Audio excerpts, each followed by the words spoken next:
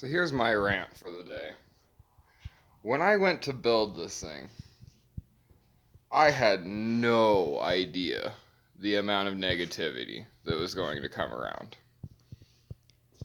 I put this motor in this car because I did a whole bunch of Googling and forum searching and everything else looking for something that nobody had done.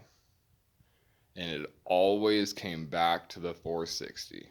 I could have K-swapped this thing and somebody would have done it in 3 days afterwards. Hey, that's not the point. Nobody likes the fact that I say it's the world's only 460 Vic. As of this morning, hopefully, I put that in quotations because not a whole bunch of believe in that. But at some point, I hope to be proved wrong.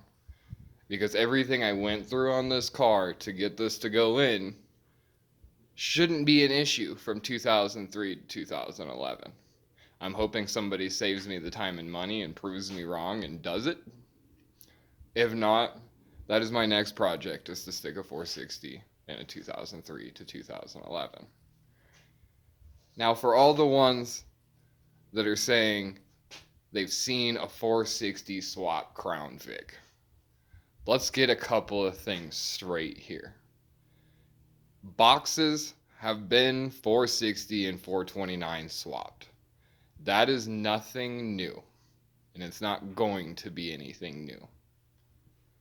These have also been 460 swapped, but they have been hacked together poorly and they don't last. The cars that are on YouTube and forums from 5, 6, 10 years ago, you can't find them now. And that is not what I wanted from this car. I wanted it to be serviceable, and I wanted it to be friendly. The suspension in it, front and back, is 100% bone stock.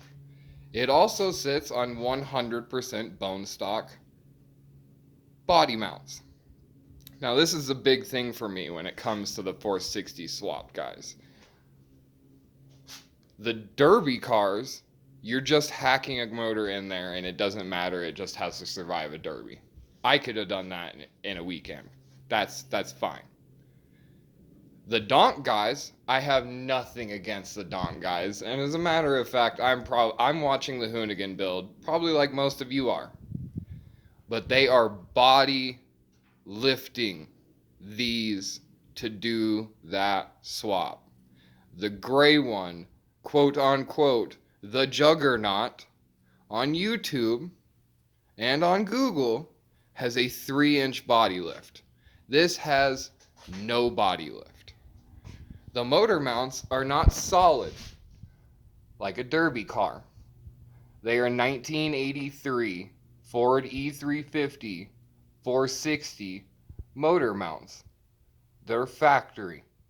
They can be found at any O'Reilly's, AutoZone, what have you. The same thing with the transmission crossmember. It is a factory Crown Victoria transmission crossmember. And the C6 sits on a factory 1983 E350 transmission mount. I've shaved the entire firewall and pushed it back. Because if you go over here, this is literally as far in as you can get this motor. I can only fit 1.5 fingers between this cylinder and the firewall. Like,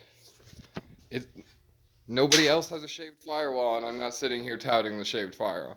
This car is serviceable. It will be friendly to drive. It will be easy to fix. And I plan to give it to my children.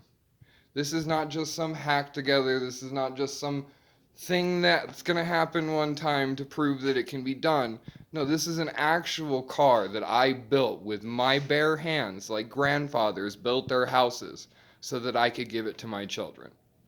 Hopefully with this video, you guys understand a little bit more where I stand with the car. I hope you all have a wonderful day. God bless, my friends. Get out there and turn a wrench.